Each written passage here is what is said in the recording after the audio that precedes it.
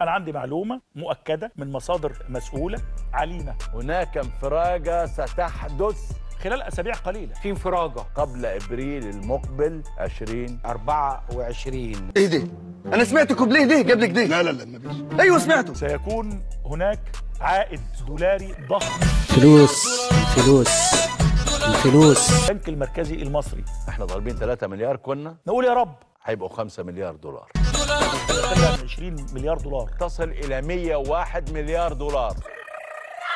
مش ببركة دعاء الوالدين بس. الفلوس دي تمنها ايه؟ ايه ده؟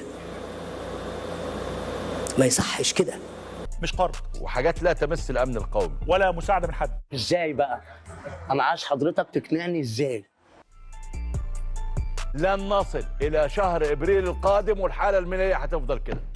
طبعا حقه. تجاوز الأزمة اللي موجودين فيها، قدامنا 24 وجزء من 25 عشان نتجاوز كل الأزمات اللي موجودة.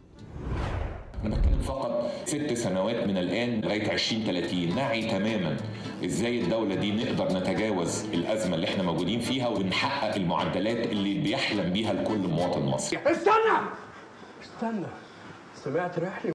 6 سنوات من الآن لغاية 2030. عن ابوك ولك كلب شيل الصيع 5 صاحبي. عايز اقول لك على حاجه، في مصر مفيش مجال لديكتاتور خلاص. يا راجل بلا كذب بقى، بوشك ده كداب كذب الابن.